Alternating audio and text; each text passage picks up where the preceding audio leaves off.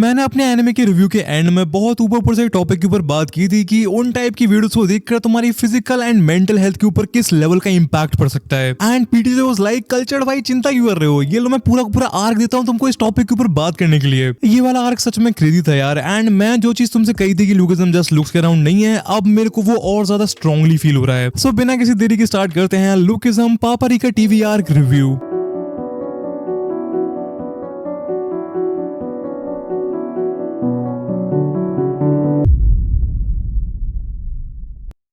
सबसे पहले स्टोरी पर ऊपर से बात कर लेते हैं। इस वाले आर्क में ज्यादा कोई मेजर फाइट तो नहीं है, बट इस वाले आर्क की स्टोरी ही अपने आप में काफी ज्यादा एंगेजिंग है। जहां एनिमे खत्म हुआ था उसके बाद से ये वाला आर्क पिकअप करता है एंड हमको एक नए कंसेप्ट से इंट्रोड्यूस करवाया जाता है जो कि है पापरिका टीवी। पापरिका टीवी को तुम बेसिकली लुकिज्म यूनिवर्स का यूट्यूब या ट्विच मान सकते हो, जहां पर काफी सारे लोग स्ट्रीमिंग वगैरह करते हैं। एंड यूट्यूब की तरह ही पापरिका टीवी पर भी ऑडियंस स्ट्रीमर्स को पैसे डोनेट कर सकती है। एंड यहाँ पर एक नया टर्म आता है मून बलून, जो कि इसी पापरिका टीवी की डिजिटल करेंसी है जिसको स्ट्रीमर्स रियल पैसों में कन्वर्ट कर सकते हैं। आर्क के स्टार्टिंग में हमको हमारे रैपर ड्यूक को दिखाया जाता है जो कि पापरिका टीवी पर स्ट्रीम कर रहा था। एंड भाई रैप तो बढ़िया कर रहा था, बट लोग उसका गाना सुन ही नहीं रहे थे। जो लोग भी उसके स्ट्रीमिंग रूम में एंटर करते हैं वो लोग लिटरली उसे बस गालियां ही देते हैं उसके लुक्स की वजह से। भाई लिटरली मून बलून भेज के लोग गालियां लिख रहे थे, हद है भाई। इसके बाद हमको एक नई कैरेक्टर दिखाई जाती है यूई किम। एंड भाई मेरे को सच में स्टार्टिंग से ही इस बंदी पर डाउट था। ये बहुत प्यार से डैनियल से बात कर रही थी एंड जिस तरह से बात कर रही थी मैं झूठ नहीं बोलूंगा, मेरे को किसी की याद आ गई यार। बट सबसे गलत सीन ये है कि डैनियल भाई को क्रश आ जाता है यूई किम पर, एज उसके हिसाब से किसी भी लड़की ने उससे इतने प्यार से कभी बात की ही नहीं थी। भाई जो जोई इतने टाइम से लगी पड़ी है उसका क्या, डैनियल भाई ये बात सही नहीं है। एनीवेज ये जोई के साथ इतना गंदा सीन करती है। ये जोई एंड कुछ लड़कियां शॉपिंग के लिए जाती हैं जहां जोई को एक कैरिंग पाउच पसंद आ जाता है एंड वो उसे खरीदने ही वाली थी कि तभी यूई आके वहां पर कहने लग जाती है ये पाउच तो बहुत बेकार है। एंड कुछ घंटों बाद ही ये बंदी उसी सेम पाउच को डैनियल के सामने फ्लेक्स करने लगती है। एंड इस पॉइंट पर मेरे को समझ में आ गया था कि ये कितनी ज्यादा मैनिपुलेटिव लड़की है। इसके बाद इस वाले आर्क का सबसे फनी सीन टेक प्लेस करता है। जैकली का जो एक छपरी दोस्त था वो जैकली एंड डैनियल को अपने कमरे में लेके जाता है ये दिखाने के लिए कि वो कैसे पापरिका टीवी पर स्ट्रीम करता है। एंड ये बंदा लिटरली नंगा होके पूरे इंटरनेट के सामने नाचता है सिर्फ पैसों के लिए।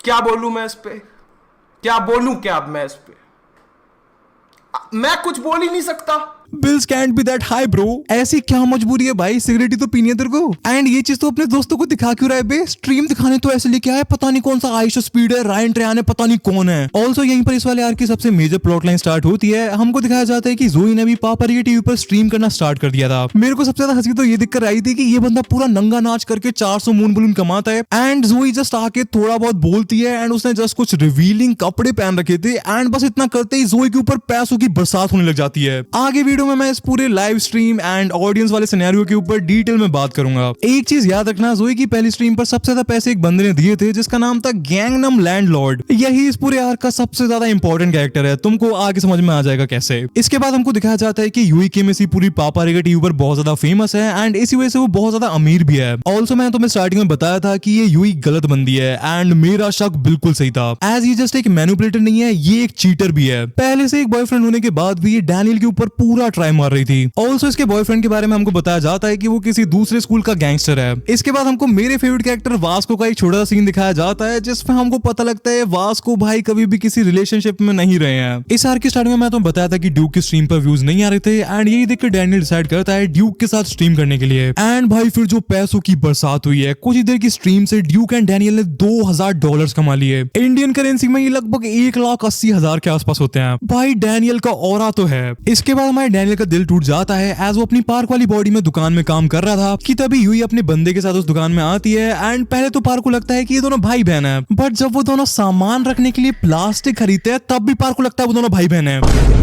बट कुछ टाइम बाद पार्क को समझ में आ जाता है कि ये उसी की नई क्रश यूई किम है एंड उसका कट चुका है। फिर पार्क के साथ वही होने वाला था जो कि उसके साथ एनिमे की स्टार्टिंग से होते हुए आ रहा है। यूई का बंदा उसकी गुद्दी नापने वाला ही था कि तभी वहां पर जैकली आ जाता है एंड मेरे को लगा ही था कि जैकली सुधर चुका है, बट इस वाले आर्क के बाद मेरी रिस्पेक्ट जैकली के लिए बहुत ज्यादा बढ़ चुकी है। एज यूई के बंदे को डैनियल के बारे में पता चल जाता है एंड ये हरामी यूई को ही मारने लग जाता है। एंड ये भी नहीं कि जस्ट गुस्से में गलती से चांटा मार दिया, ये बंदा लिटरली यूई को लातों से मारता है। जैकली बीच में स्टेप इन करता है एंड इवन तो उसने मीरा से प्रॉमिस किया था कि अब वो फाइट नहीं करेगा, वो स्टिल यूई एंड पार्क को बचाने के लिए यूई के बॉयफ्रेंड से फाइट करता है। ये वाली फाइट सच में बहुत ज्यादा सेटिस्फाइंग थी एज जैकली बिना एफर्ट्स के इस बंदे का कुत्ता बना के रख देता है। ऑल्सो इस वाली फाइट के बाद जैकली पार्क से माफी भी मांग लेता है एंड उसे कहता है कि अगर पार्क चाहे तो वो उसे मार सकता है हिसाब पूरा करने के लिए। इसके बाद स्टार्ट होता है इस वाले आर्क का मेन इवेंट। गैंगनम लैंडलॉर्ड जो कि पहले यूई एंड अब जोई को भर भर के मून बलून्स भेजने लग रहा था, हमको उसको दिखाया जाता है। उसके घर की हालत बहुत ज्यादा बेकार थी, उसके पापा डिसेबल्ड थे एंड वो बार बार उससे खाना मांग रहे थे। But Rangeela uncle Gangnam landlord Joey की स्ट्रीम देखने लग रहा था एंड इसने अपने पापा की पेंशन भी ऑनलाइन लड़कियों पर उड़ा दी थी। ऑल्सो ये जोई को अपनी वाइफ मानकर बैठा हुआ था, इसलिए ये उसे पैसे भेजता है ये सोच के कि शादी के बाद तो सारे पैसे मेरे ही हो जाएंगे। कौन सा माल फूक रहे हो गैंगनम भाई। जोई इसकी 2-3 सुपर चैट्स को इग्नोर मार देती है एज कोई दूसरा सिम जोई की लाइव स्ट्रीम पर अपने पापा के पैसे उड़ाने लग रहा था। ये बंदा इतना इनसिक्योर हो जाता है कि ये सस्ता लाइट यागामी बन के जोई का घर ही ढूंढ निकालता है एंड उसके कमरे से कुछ चीजें चुराने लगता है। तुम पूछोगे भाई क्या चुरा रहा था ये, भाई कैसे बताऊं मैं अब मेरे को समझ में आ गया कि किस चीज के नशे कर रहा था, हवस का पुजारी कहीं का।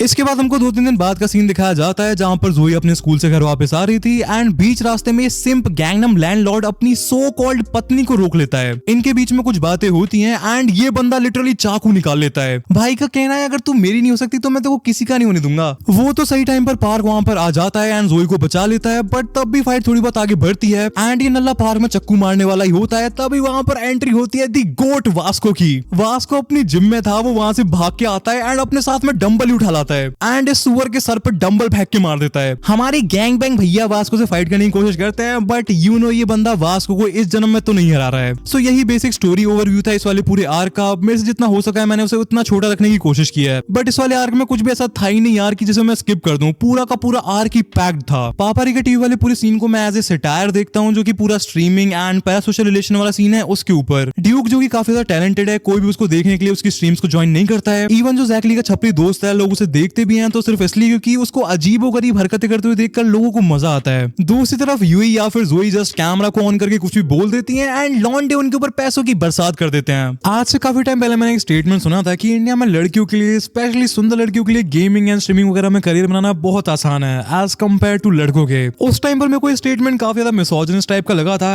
एज मैं ज्यादा गेमिंग कंटेंट को फॉलो वगैरह नहीं करता हूँ। मैंने मोस्टली इंडिया में जस्ट 2 गेमिंग यूट्यूबर्स की वीडियोस काफी देखी हैं, पहला BBS and second fail game 2.0। इसीलिए मेरे को नहीं पता था यार गेमिंग के नाम पर किस तरह का कंटेंट सर्व हो रहा है। मैं किसी का नाम नहीं लूंगा एंड मैं यही कहूंगा कि गलती उन लड़कियों की नहीं है, गलती उन सिंपल लोगों की है जो कि उन लड़कियों से कुछ बुलवाने के लिए या फिर उनके रिएक्शंस के लिए उन्हें सुपर चैट्स वगैरह भेजते हैं। हमारी स्टोरी में गैंगनम लैंडलॉर्ड लिटरली उसके पापा को जो पैसे गवर्नमेंट देती है उनके डिसेबल्ड होने की वजह से एंड अपनी मजदूरी के पैसे जोई पर उड़ाने लग रहा था। किस लिए? ताकि जस्ट जोई उसे कुछ सेकंड्स के लिए अपनी अटेंशन दे दे। भाई देखो मैं अपने नुकसान वाली बात कह रहा हूँ, अगर कोई बंदा लाइव आता है तो उसे अपना नाम बुलवाने के लिए, शाउट आउट मांगने के लिए पैसे देना काफी अजीब लगता है मेरे को। एंड बंदे तो लिटरली लड़कियों पर अंधा पैसा उड़ा रहे हैं ताकि वो उन्हें भाव दे दें, वो भी ऑनलाइन। देखो अगर किसी यूट्यूबर की फाइनेंशियल कंडीशन सच में अच्छी नहीं है एंड तुम्हें वो सच में पसंद है या फिर तुम पे अंधा पैसा है तो सुपर चैट्स वगैरह करने में कोई दिक्कत नहीं है। या फिर उस यूट्यूबर या स्ट्रीमर से तुम्हें कोई एडवाइस चाहिए या फिर उस यूट्यूबर ने कोई प्रोडक्ट लॉन्च किया है जो तुम्हारी लाइफ में वैल्यू ऐड कर रहा है तो भी कोई दिक्कत नहीं है। बट दिक्कत तब आती है जब लोग बिना बात के अपने मम्मी पापा के पैसे को जस्ट अपना नाम बुलवाने या शाउट आउट वगैरह के लिए उड़ाने लगते हैं। ये मेरा ओपिनियन था, बाकी जिसे जो करना है वो उसकी मर्जी। सेकंड चीज जिस पर ये वाला आर्क बहुत ज्यादा फोकस करता है वो है कि एक इंसान की लस्ट उससे क्या क्या करवा सकती है। लास्ट वाले लाइफ लेसन विद लुकिज्म में मैंने यही बात की थी कि इस टाइप के कंटेंट को कंज्यूम करने से तुम्हारी लाइफ जस्ट बर्बाद ही होती है। एंड मेरे को देखकर बहुत ज्यादा अच्छा लगा कि काफी सारे बंदे इस चीज को एडमिट कर रहे थे एंड उन्होंने लिखा है कि वो आगे से ये सब नहीं देखेंगे। एनीवेज एनिमे एंड मानवा में एक डिफरेंस भी है जो मैंने नोटिस किया, वास्को एंड जोई का कैरेक्टर डिजाइन काफी ज्यादा डिफरेंट है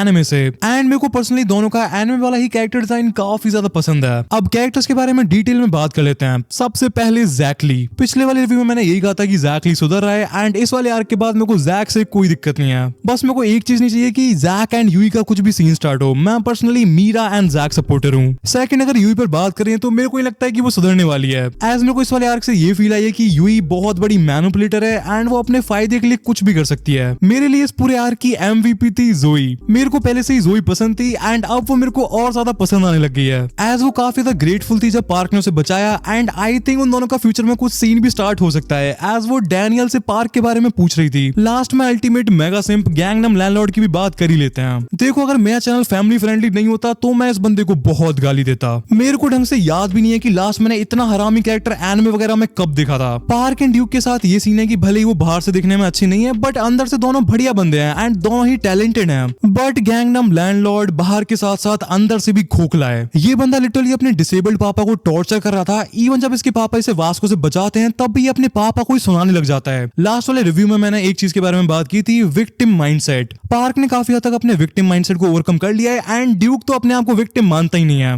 बट ये बंदा विक्टिम माइंडसेट का परफेक्ट एग्जांपल है। मैं फाइट्स की भी डिटेल में बात करता बट इस वाले आर्क में जस्ट 2 ही फाइट्स हैं एंड एक में जैकली ने एक हरामी की कुटाई की है एंड दूसरे में वास्को ने। सो आने वाले रिव्यूज में अगर कोई क्रेजी फाइट्स आएंगी तो उनके ऊपर हम डिटेल में बात करेंगे। ऑल्सो यार मैं सोचता हूँ कि वीडियो में सीरियस नहीं हूँ बट लुकिज्म पढ़ते हुए एंड उसकी एक्सप्लेनेशन वगैरह देखते हुए मैं सीरियस हो जाता हूँ यार। मेरे को मजाक से हटके बहुत ज्यादा गुस्सा आया था इस गैंगनम लैंडलॉर्ड पे एंड मैं मानता हूँ कि यही चीज ना लुकिज्म की ब्यूटी है एज अभी तक स्टोरी एंड कैरेक्टर्स इतने ज्यादा ग्राउंडेड हैं कि स्टोरी बहुत ज्यादा रियल फील होती है। ऑल्सो मैं लास्ट वाले रिव्यू के कमेंट्स वगैरह पढ़ रहा था एंड भाई कमेंट सेक्शन में गन का नाम ही भरा हुआ है। मेरे को इतना पता है कि एनिमे क्लास में जो बंदा आता है जिसकी डैनियल एंड वास्को से फाइट होती है वही गन है। मैं इतना तो मान गया हूँ कि गन की हाइप क्रेजी है। कमेंट्स में बंदे यही लिख रहे हैं कि भैया you are not ready for gun park and अब मैं भी काफी ज्यादा एक्साइटेड हो गया हूँ जानने के लिए कि गन ने ऐसे क्या कांड किए हैं। मैं डेफिनेटली कुछ मात्रा लेवल शिट एक्सपेक्ट कर रहा हूँ। एनीवेज बातें बहुत हो गई हैं, टाइम है for life lessons with lookism का। इस वाले पूरे आर्क को पढ़कर मैं तुम्हें यही एडवाइस देना चाहूंगा कि अपने इमोशंस पर कंट्रोल करना सीखो। मोस्ट इंपॉर्टेंटली 2 इमोशंस पर, गुस्सा एंड लस्ट। एज अगर तुम्हें नहीं पता है तो मैं तुम्हें बता दूं कि मैं एक लॉ का स्टूडेंट हूँ एंड मैं तुमको बता सकता हूँ कि मोस्टली जो भी क्राइम्स वगैरह होते हैं वो इन्हीं 2 इमोशंस की वजह से होते हैं। एज ये दोनों इमोशंस इतने ज्यादा पावरफुल हैं कि तुम अपने सोचने की कैपेसिटी खो देते हो। अगर तुमको लुकिज्म के एग्जांपल से समझाऊं तो गैंगनम लैंडलॉर्ड ने अपनी लस्ट एंड हवस की वजह से अपने सारे पैसे उड़ा दिए एंड उसकी इतनी बुरी कंडीशन हो रखी थी एंड गुस्से में आके उसने ऑलमोस्ट जोई को मार ही डाला था। स्पेशली अगर मैं गुस्से की बात करूं तो 10th क्लास तक मेरी काफी लड़ाइयां हुई थी जिनके मैंने कॉन्सिक्वेंसेस भी झेले हैं। इसलिए मैं तुम्हें अपने एक्सपीरियंस से बताता हूं कि अगर तुम्हें कभी भी गुस्सा आ रहा हो तो उस टाइम पर किसी से कुछ भी बात मत किया करो। जस्ट साइड हो जाओ एंड 10-15 मिनट तक सबको इग्नोर करो जब तक तुम्हारा गुस्सा शांत ना हो जाए। सिर्फ एक इस ट्रिक से मैं काफी सारी बेफालतू की लड़ाइयों से निकला हूं एंड मैंने अपने काफी सारे रिलेशंस भी बचाए हैं। सो इस वाले रिव्यू में इतना ही था। अगर तुम्हें वीडियो पसंद आया तो वीडियो को लाइक कर लेना, चैनल को सब्सक्राइब कर लेना। मैं मिलूंगा तुमसे नेक्स्ट वाले वीडियो में, तब तक के लिए cultured gang love you all, peace out.